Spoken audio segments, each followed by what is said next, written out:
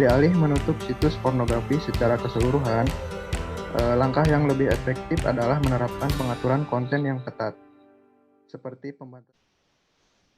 Baik, Assalamualaikum warahmatullahi wabarakatuh. Teman-teman yang terhormat, selamat datang di sesi debat kita hari ini. Saya akan menjadi moderator dalam sesi diskusi yang akan mempertemukan berbagai pandangan dan argumen mengenai topik yang relevan dan menarik ini. Tujuan kita dalam debat ini adalah untuk merangsang pemikiran kritis, memperluas wawasan, dan mencari pemahaman yang lebih mendalam. Dan tugas saya adalah memastikan diskusi yang berlangsung berjalan dengan tertib, adil, dan bermanfaat. Saya mengajak kita semua untuk menghormati pendapat setiap peserta dan menjunjung tinggi etika dalam berdebat. Ingat, debat ini bukan untuk perpecahan, akan tetapi sebagai pembelajaran. Lakukan dengan baik dan mendebat tetap menggunakan metode corong. Hindari kata-kata bantalan seperti tapi, mungkin, seperti, mungkin saja, dalam kasus tertentu, hanya, atau hanya sedikit, dan lain-lain. Mari kita hadirkan argumen-argumen yang kuat, tetapi juga tetap menjaga sikap yang santun, menghormati perbedaan pendapat, dan berdialog dengan saling mendengarkan dengan teliti, dan menjaga suasana yang santun dan terbuka. Saya berharap debat ini akan menjadi wadah yang produktif untuk memperluas pemahaman kita tentang topik yang akan kita bahas. Tanpa basa-basi lagi, mari kita mulai debat ini dengan semangat yang penuh dan saling menghargai. Baik, salam sejahtera untuk kita semua yang hadir pada forum kali ini. Dan kegiatan untuk debat untuk memenuhi tugas media literasi dengan mosi situs porno harus ditutup. Debat hari ini terdiri dari 2 tim, yaitu tim afirmasi dari kelompok 4 dan tim oposisi dari kelompok 1. Sebelum pelaksanaan debat dimulai, saya akan membacakan tata tertib debat sebagai berikut. Yang pertama, perkenalan. Setiap tim memperkenalkan diri selama 1 menit. 2, penyampaian pernyataan topik. Jadi, setiap tim menyampaikan argumentasinya terhadap pernyataan topik selama 5 menit. Dimulai dari tim pendukung, dilanjutkan dengan tim penyangga. Yang ketiga, debat mengomentari argumentasi. Debat mengomentari argumentasi. Yang kelima, itu ada kesimpulan. Jadi setiap tim memberikan ungkapan penutup terhadap pernyataan topik sesuai dengan posisinya. Nah, selanjutnya saya persilahkan kepada juru bicara setiap tim untuk memperkenalkan diri. Perkenalan untuk setiap tim adalah 1 menit. Waktu dimulai dari tim afirmasi. Silakan kepada tim afirmasi, dimulai dari sekarang.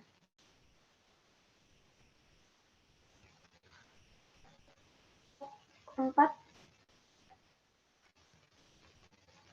Ya, perkenalkan nama saya dari kelompok 4.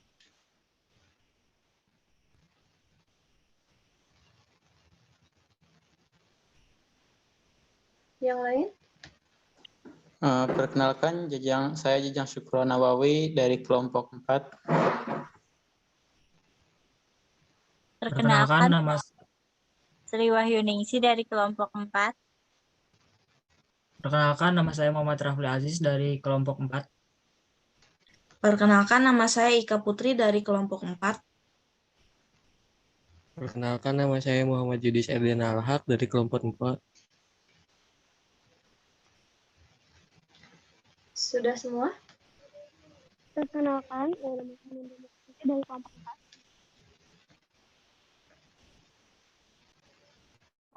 4. Perkenalkan, saya Fatihatus Salama dari kelompok 4.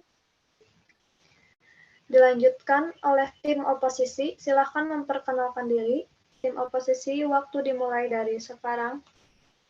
Perkenalkan, saya Indira Firliana dari kelompok 1, tim oposisi. Perkenalkan, saya Neng Azminur Fadila dari kelompok 1. Perkenalkan, saya Safina Aurelia dari kelompok 1.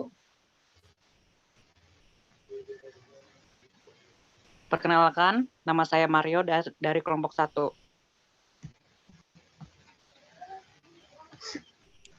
Perkenalkan, nama saya Muhammad Tufan Pratama dari kelompok 1. Perkenalkan, nama saya Muhammad Ipan Lasmana dari kelompok 1. Perkenalkan, nama saya Lukmanul Hakim dari kelompok 1. Terima kasih. Baik, sudah semua? Debat bahasa Indonesia dengan mosi situs porno harus ditutup telah dimulai.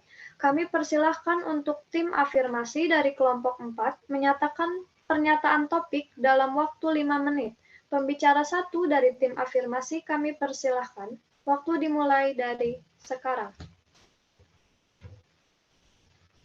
Menurut saya, kenapa situs porno ini tidak harus ditutup? Karena mungkin banyak suami istri yang harus belajar lagi sex education. Belum lagi soal pengamanan pun masih kurang dari baik, karena masih bisa dijangkau oleh VPN. Dan ada lagi orang-orang yang ingin mengekspresikan dirinya lagi melalui situs porno ini. Cukup dari saya.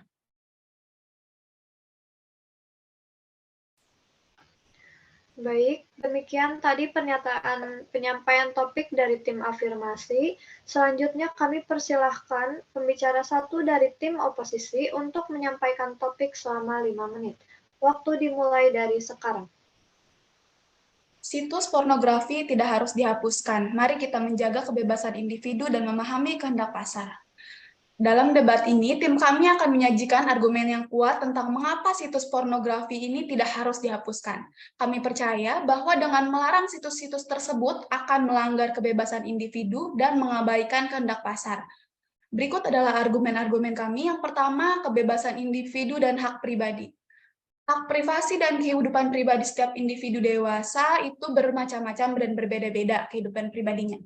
Dan mereka mampu membuat pilihan seksual mereka sendiri. Melarang situs pornografi ini akan mencampuri hak privasi dan kebebasan individu untuk mengeksplorasi seksualitas mereka dalam konteks yang aman dan legal.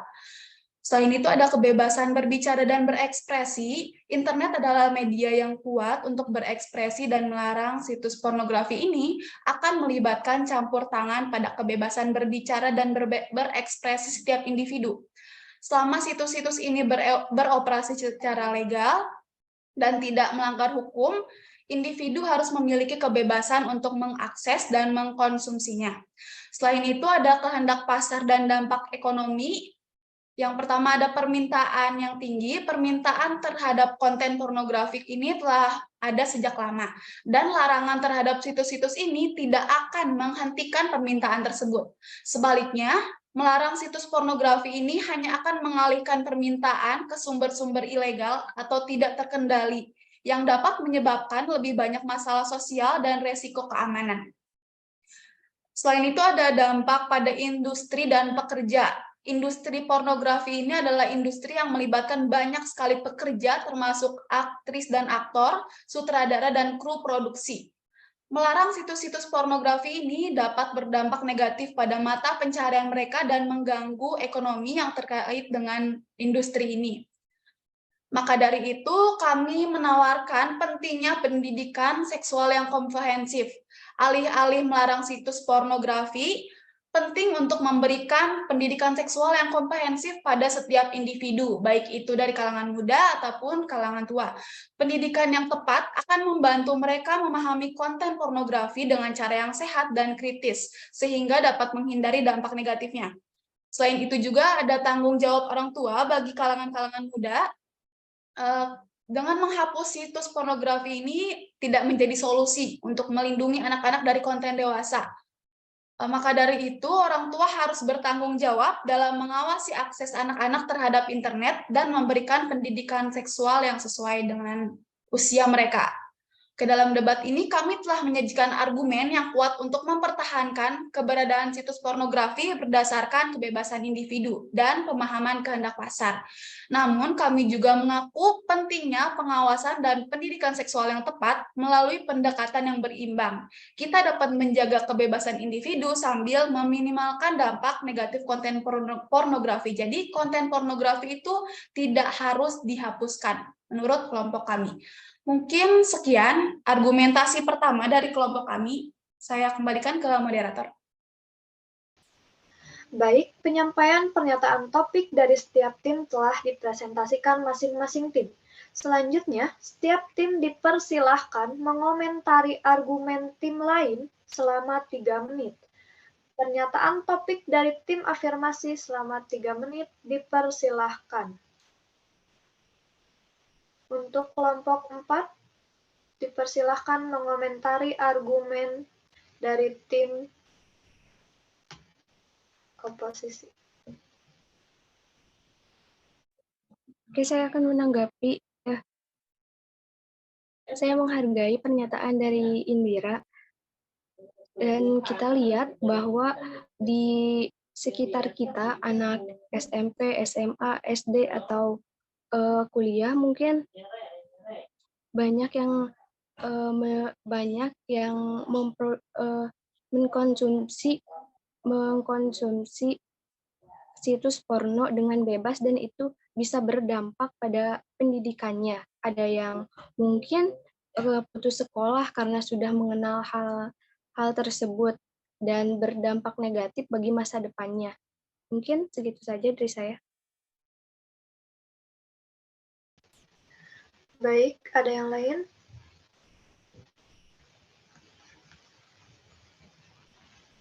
Izin menanggapi sedikit ya. Boleh, silakan.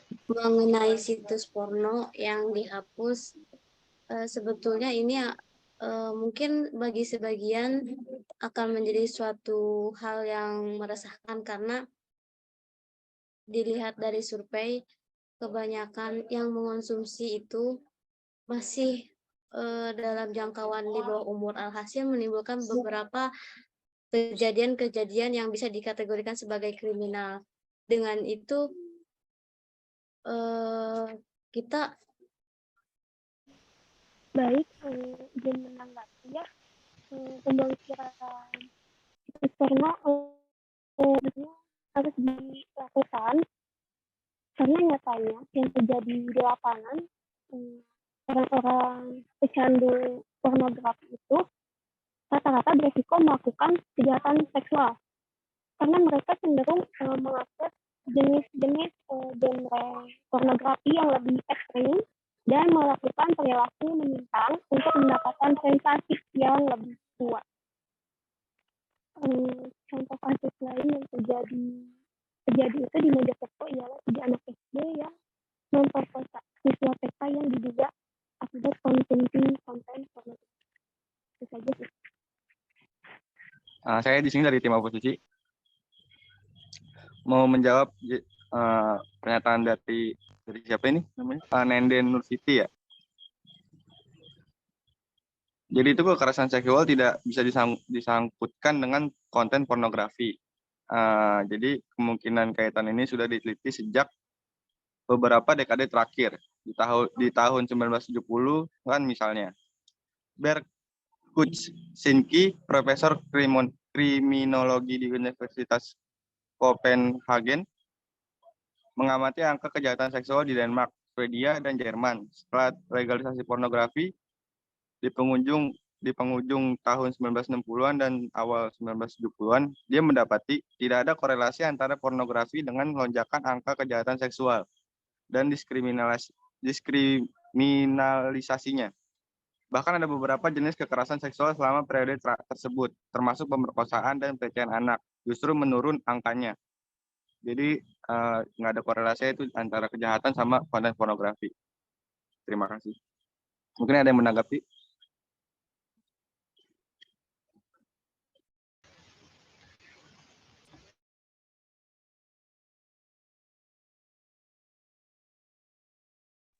Oke, saya akan sedikit menanggapi.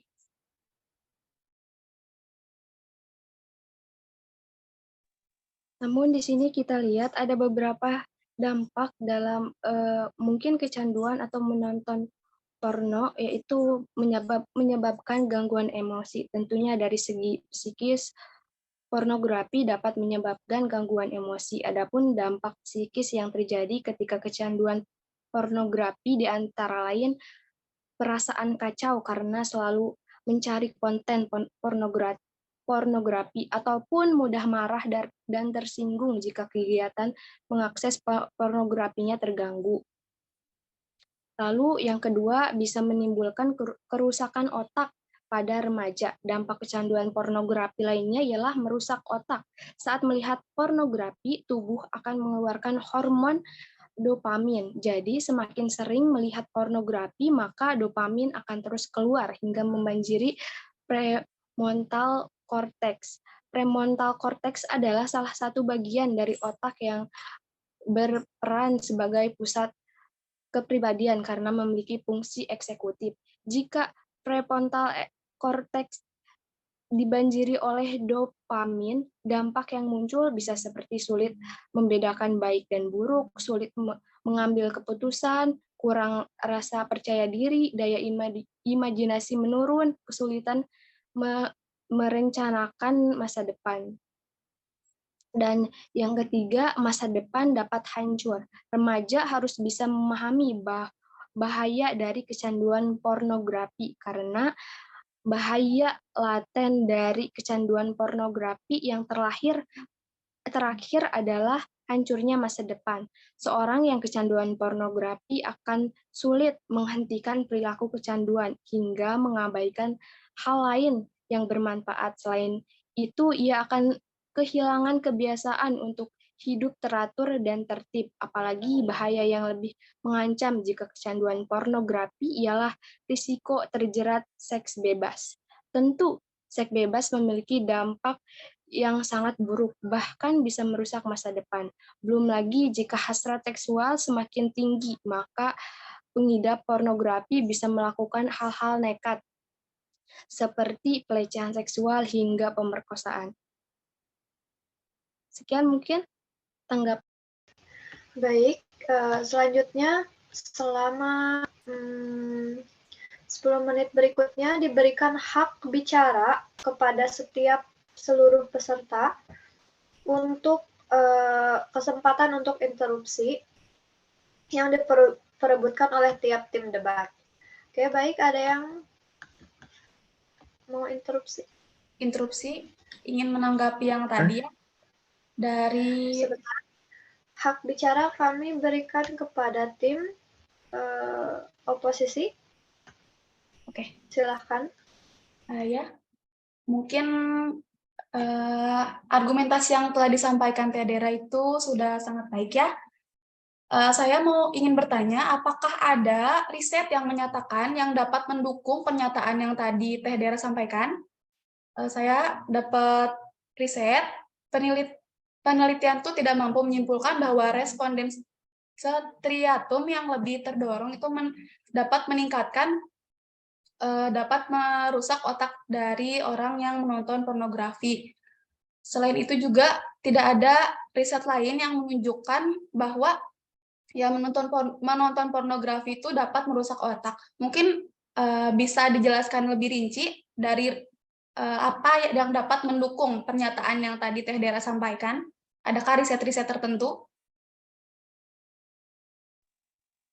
Sangat berbahaya. Memang jika seseorang sudah kecanduan film porno, hal tersebut membahayakan kesehatannya. Atau bisa kecanduan, atau bisa mempraktekkan hal tersebut. Tak lama ada seorang anak kecil SD atau sekitaran kelas 5 atau viral karena melakukan hal tersebut dan membagikannya ke khalayak ramai. Itu mungkin penyebabnya dari menonton film porno yang mungkin anak tersebut memiliki akses untuk melihat video porno. Seperti itu mungkin. Interupsi, moderator, saya izin menanggapi. dari pernyataan kelompok 4. Pernyataan tentang anak-anak remaja di bawah umur mengenai konten dewasa itu sebetulnya bisa diatur dari pengaturan konten. Alih-alih menutup situs pornografi secara keseluruhan, langkah yang lebih efektif adalah menerapkan pengaturan konten yang ketat, seperti pembatasan usia dan filter keluarga. Ini memungkinkan individu untuk tetap memilih konten yang mereka inginkan, sambil melindungi anak-anak dan menjaga privasi serta kebebasan berbicara yang lebih luas, atau lebih tepatnya pengawasan dan memberikan efek jerak terhadap anak di bawah umur dengan memberikan konsumsi gadget yang tidak berlebihan. Terima kasih, saya kembalikan ke moderator. Baik, ada lagi yang interupsi? Instruksi moderator. Baik, Saya hak bicara diberikan kepada tim oposisi. Silahkan, 1 menit. Oke, saya ingin menambahkan dari Lukman Nur Hakim. Pasalnya pada saat konten pornografi yang tidak hanya muncul di situs internet, tetapi juga ada masih di sekeliling masyarakat. Misalnya kayak gambar porno di film kartun, majalah porno hingga DVD porno bajakan. Terus berdasarkan Kepala Pusat Kominfo Bapak Gatot S. Dewa Broto menjelaskan bahwa situs porno akan mungkin makin banyak apabila diblokir. Menurut saya upaya untuk memblokir situs porno tersebut tidak semudah seperti membalikkan telapak tangan. Terima kasih. Instruksi saya mau menanggapi. Baik, interupsi. Ya, mungkin bisa sekali. Menurut Lukman dan Mario, kita lihat bahwa di sini banyak sekali dari aplikasi-aplikasi, mungkin ada beberapa orang tua yang mengawasi dan beberapa orang tua juga yang tidak mengawasi, dan anak-anak itu bisa mengakses situs itu dengan memanipulasi data-data atau memasukkan data untuk bisa masuk ke web ke situs itu gitu kan. Ada batas umurnya, tapi mereka mungkin memanipulasinya dengan umurnya dituakan atau bagaimana untuk bisa melihat konten tersebut.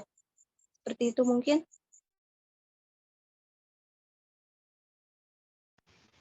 Baik, ada lagi? Interupsi, izin menanggapi. Silakan. Mungkin alih-alih kita memblokir situs pornografi, lebih baik jika kita memberikan edukasi saja kepada anak-anak dan serta orang tua yang memiliki wewenang gitu untuk membuka situs porno tersebut. Karena jika kita memblokir sepenuhnya situs porno tersebut, berdasarkan riset yang saya temukan, orang-orang tuh banyak banget memiliki permintaan terhadap situs-situs porno tersebut. Jadi kalau misalkan kita memblokir, otomatis permintaan tersebut akan membludak dan akan berimpact negatif juga bagi perekonomian orang-orang yang bekerja di bidang hal tersebut. Alih-alih memblokir sepenuhnya, bukankah lebih baik jika kita memberikan edukasi dan penekanan terhadap orang tua serta anak-anak yang dapat menjangkau situs-situs porno tersebut. Mungkin itu dari saya. Saya kembalikan ke moderator. Izin instruksi. Silakan. Menurut saya sih kalau nggak di situs porno tersebut, ya itu dampaknya jadi sekali nonton candu, makanya banyak banget orang-orang khususnya di Indonesia tuh yang minta situs porno itu gak ditutup karena sekali nonton ya candu gitu, gak bisa dihalangin.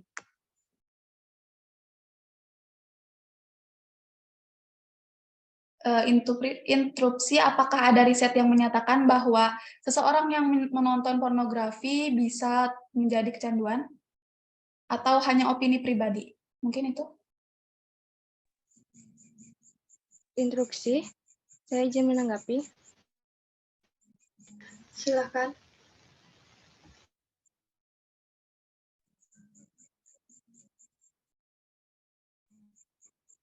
Banyak sekali, mungkin benar kata Indira apa yang dipaparkannya,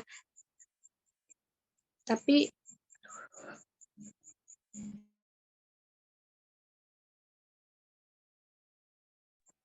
dapat kita lihat dari berbagai daerah, mungkin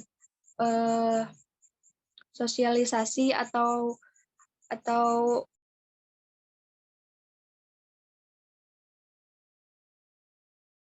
boleh bantuannya kepada peserta yang lainnya. Saya untuk menghindari Boleh menanggapi. Boleh, Sri.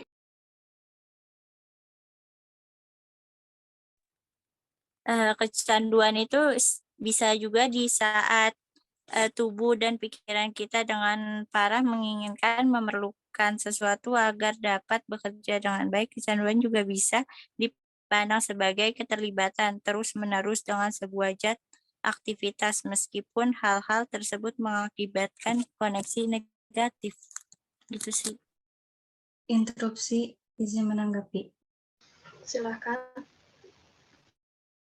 Baik, saya menghargai pendapat saudara, dan mari kita lihat bukti lain bahwa ternyata beberapa hal yang selama ini selalu kita anggap negatif, ternyata memiliki sisi positif di baliknya.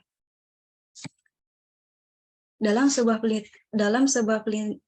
penelitian ekstensif yang dilakukan di Australia, mayoritas responden yang telah menikah menyatakan bahwa mereka percaya bahwa pornografi telah memberikan efek positif pada sebuah pernikahan.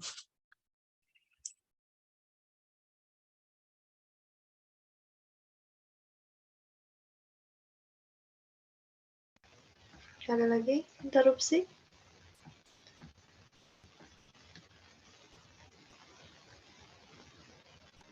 Mohon instruksi. Silakan.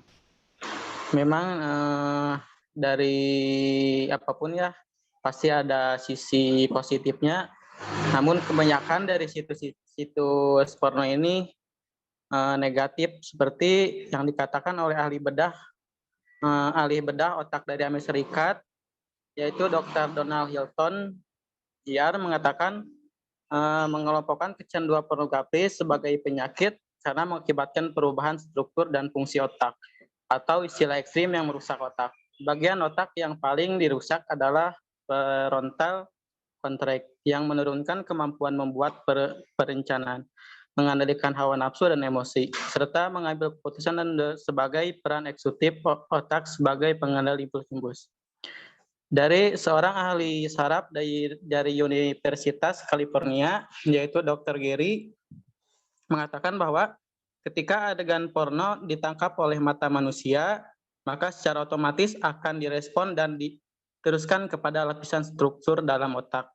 Setengah detik saja melihat konten porno dalam waktu 5-10 menit, akan ada satu protein yang terbentuk alami di dalam tubuh, yaitu delta pos B, yang memicu perubahan dalam otak secara perlahan. Sekian. Baik, ada lagi interupsi? Silakan kepada yang belum memberikan argumentasinya. Interupsi, izin menambahkan. Ya, silakan. Jadi situs porno ini juga bisa merubah struktur otak kita. Beberapa penelitian menggunakan teknik pemindaian otak seperti MRI telah menunjukkan bahwa konsumsi pornografi yang berlebihan dapat menyebabkan perubahan dalam struktur otak. Misalnya, penelitian yang diterbitkan dalam jurnal JAMA Psikiatri pada tahun 2014 menemukan adanya hubungan antara konsumsi pornografi yang tinggi dengan ukuran lebih kecil dari area yang terkait dengan kepuasan seksual pada otak. Mungkin cukup sekian. Saya kembalikan kepada moderator. Baik, ada lagi interupsi?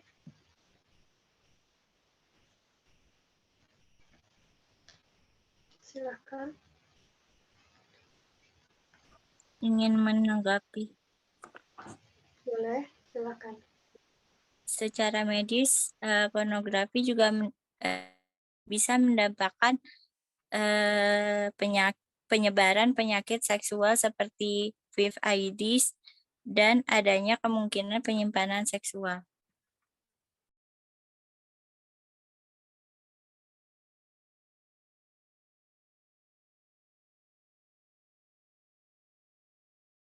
Interupsi. Baik. Ya, silakan. Berdasarkan kesimpulan-kesimpulan tadi, bahwa menurut pendapat kelompok oposisi afirmasi, kan pornografi itu dapat merusak otak. Nah, apakah penghentian atau pemblokiran ini bisa 100% mengacu gitu, bisa 100% menghapus situs pornografi ini dan bisa mengendalikan dampak-dampaknya. Karena bisa kita ketahui ya, walaupun terjadi pemblokiran, itu seperti yang tadi dijelaskan oleh kelompok kami, tidak semudah seperti membalikan telapak tangan. Kita tidak bisa memblokir seperti itu saja hanya karena dampak-dampak negatif. Kita bisa mengendalikan hal-hal tersebut, dampak-dampak negatif tersebut dengan seperti yang tadi saya katakan, bahwa bisa dengan penekanan dan pelatihan terhadap orang tua, serta pembatasan digitalisasi bagi anak.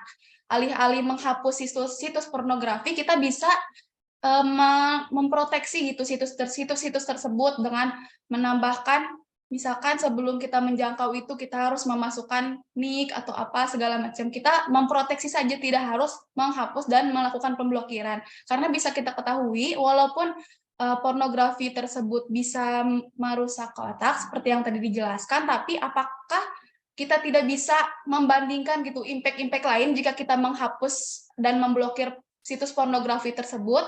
Kita ketahui ya, di situs pornografi tersebut kan banyak sekali mata pencaharian orang-orang gitu di situs-situs tersebut, mulai dari kru-krunya, mulai dari distributornya, ataupun kayak pemain-pemain yang ada di sana, itu bisa mengganggu mata pencaharian mereka. Walaupun berdampak negatif untuk otak, tapi kita juga hal pemblokiran pornografi itu bisa berdampak negatif juga bagi perekonomian orang-orang yang terlibat di dalamnya. Dan sampai sekarang pun belum ada solusi yang lain gitu untuk mencegah perekonomian mereka yang terhambat gitu apabila situs pornografi dihapus. Alih-alih dihapus, lebih baik kita melakukan proteksi terhadap situs tersebut, serta kita lebih baik melakukan pelatihan. Mungkin itu dari saya. Terima kasih. Baik, silakan. Izin menambahkan dari pernyataan dari Indira, bahwasanya struktur dalam otak seseorang dapat bervariasi secara signifikan antara individu satu dengan yang lain. Perbedaan dalam struktur otak tidak selalu menunjukkan adanya masalah atau kecanduan. Selama ini, penelitian tentang kecanduan pornografi masih terbatas dan belum ada konsensus yang jelas tentang bagaimana perubahan struktur otak terkait kecanduan pornografi seharusnya ditafsirkan. Dan yang kedua, bisa terjadi dari pengaruh lingkungan sosial. Ada argumen bahwa perubahan dalam penggunaan pornografi dan kemungkinan perubahan struktur otak yang terkait mungkin lebih terkait dengan perubahan dalam pola perilaku dan lingkungan sosial individu. Misalnya faktor-faktor seperti stres, kecemasan, depresi, atau ketidakpuasan dalam kehidupan seksual dapat mempengaruhi kecenderungan seseorang untuk mengonsumsi pornografi secara berlebihan. Terima kasih. Baik, ada lagi interupsi? Izin menanggapi. Silakan. Proteksi dan penekanan pada orang tua itu perlu, dan di sini tidak cukup dengan hal itu. Banyak sekali mungkin dari anak muda sekarang yang sangat pintar untuk mengakses hal-hal itu, mungkin dengan memblokir akses pornografi dari luar bisa mengurangi hal-hal yang negatif.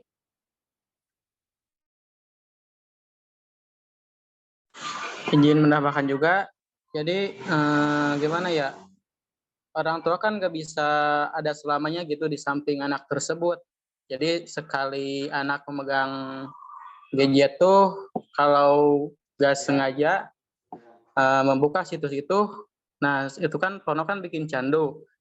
Jadi pas nonton itu tuh bakal terus-menerus, makanya saya tuh sangat mendukung kalau situs porno tuh diblokir.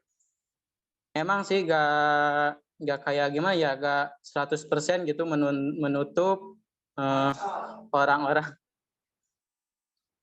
untuk membuka tersebut, tapi bisa mengurangi dampak negatif dari orang-orang yang membuka situs tersebut. Instruksi izin menambahkan. Silahkan.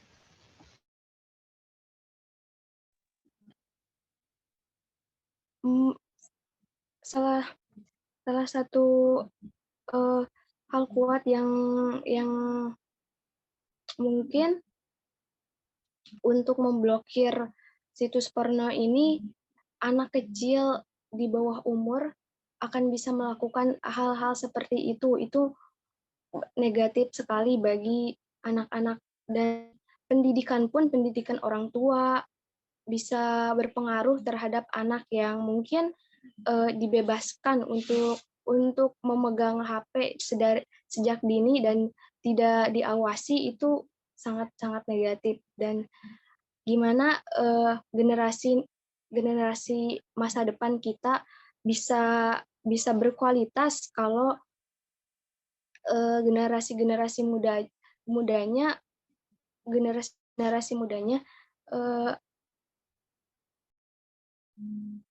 otaknya dirusak oleh konten-konten pornografi seperti itu.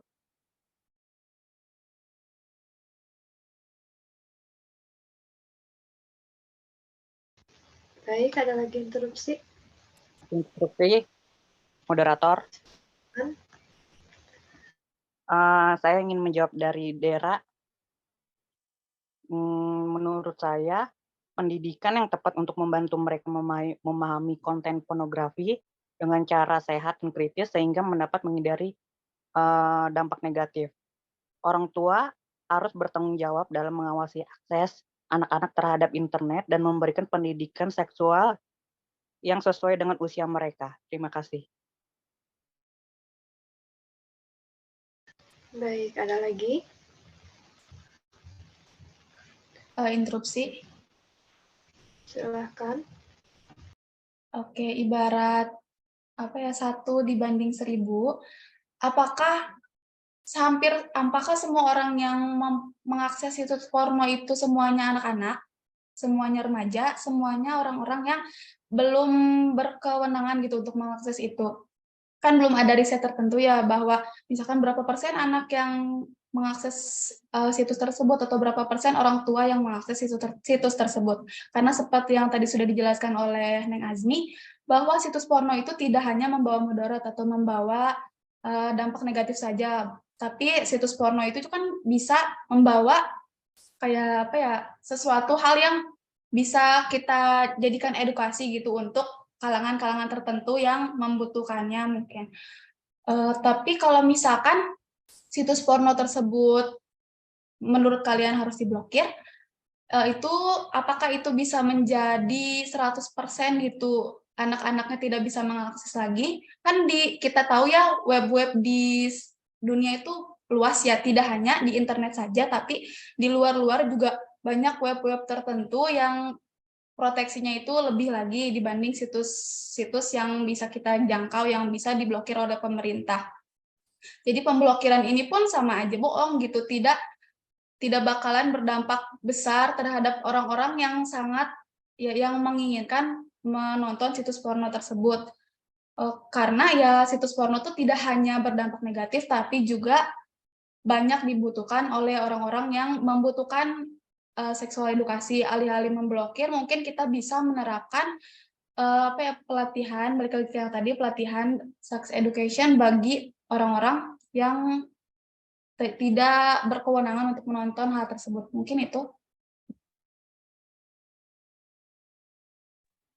Instruksi izin menanggapi. Silakan. Benar, mungkin kata Indira, tidak hanya anak kecil atau yang tidak berkewenangan, orang dewasa pun banyak yang mengakses. Tapi mungkin ini salah satu upaya untuk menghindari sikap-sikap yang tidak diinginkan dari generasi yang akan datang. Cukup?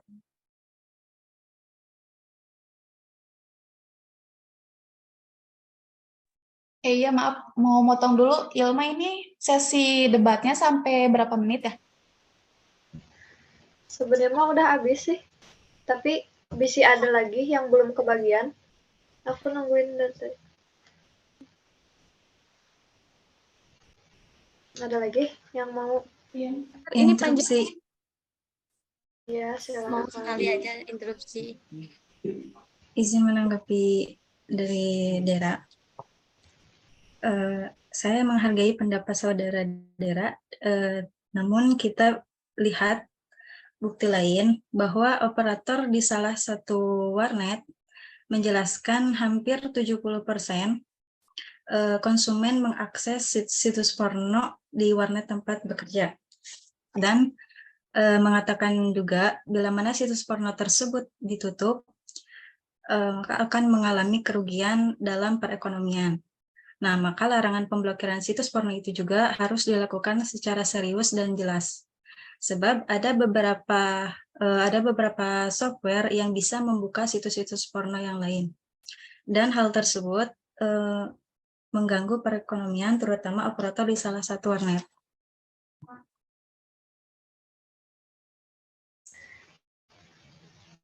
Baik, tadi Fatihatus mau interupsi? Atau sudah cukup semuanya? Interupsi sedikit lagi mungkin. Oke, boleh. Teh Dera, silakan. Najmi, mungkin iya, perekonomian warnet itu tidak hanya mengakses situs-situs porno, juga bisa mengakses seperti game dan lain-lainnya, tidak untuk mengakses porno begitu. Interupsi menanggapi Aju. Boleh, silakan. Saya sudah menjelaskan sebelumnya bahwasannya hampir 70%-nya banyak yang mengakses situs-situs porno. Seperti itu. Selanjutnya adalah penutup debat. Kepada pembicara 3 untuk menutup debat terhadap pernyataan topik dari masing-masing tim. Kami persilahkan dari tim afirmasi untuk memberikan ungkapan penutup selama 1 menit. Waktu dimulai 1 menit dari sekarang. Kesimpulan yang diharapkan dari debat ini ialah diharapkan diblokirnya situs porno ini dengan akses dipersulitnya bagi anak-anak atau remaja di bawah umur. Mungkin itu saja, atau ada yang menambahkan? Jadi kesimpulannya berdasarkan kemajuan teknologi, zaman semakin canggih, makin hari makin ke sini, banyak anak muda yang semakin mudah untuk mengakses dunia luar dari gadget. Oleh karena itu, dengan adanya pemblokiran di situs porno mungkin akan sedikit mengurangi potensi-potensi yang akan terjadi pada generasi muda dalam hal perkembangan dan penjagaan moral generasi.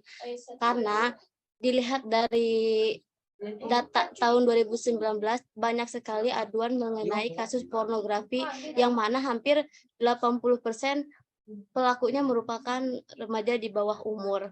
Mungkin sekian dari saya. Terima kasih. Selanjutnya, kepada tim oposisi, kami persilahkan untuk menutup debat. Waktu dimulai dari sekarang.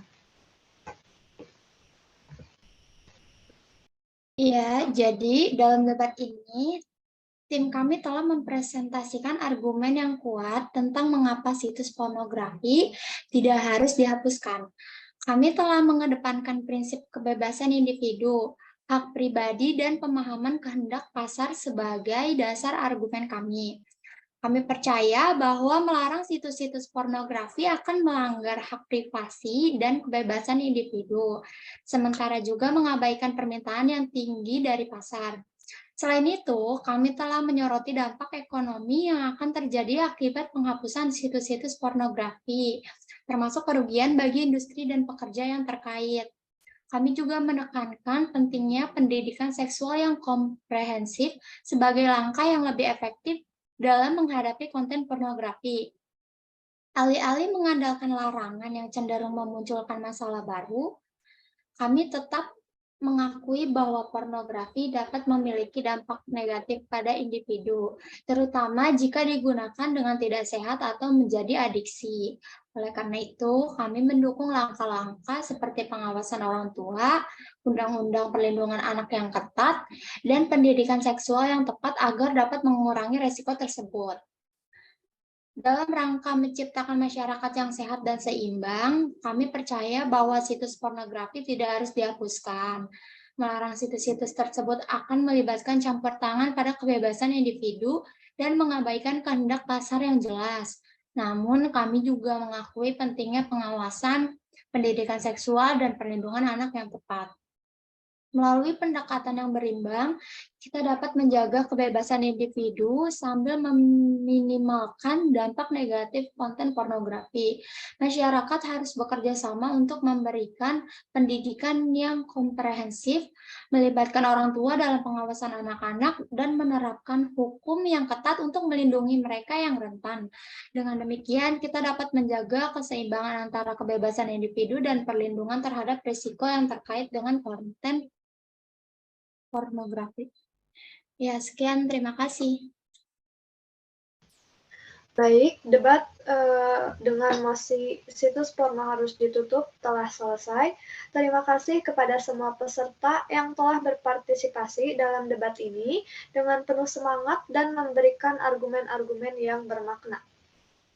Diskusi kita hari ini telah menghadirkan berbagai pandangan dan ide yang sangat beragam. Saya mengapresiasi dedikasi dan komitmen semuanya dalam menjunjung tinggi etika berdebat dan saling menghormati perbedaan pendapat.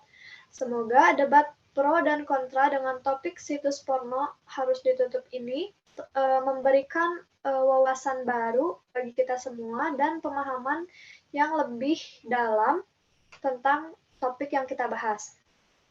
Terakhir, saya mengajak teman-teman semua untuk terus membuka pikiran, mendengarkan dengan sungguh-sungguh, dan melanjutkan diskusi yang bermakna di luar forum ini.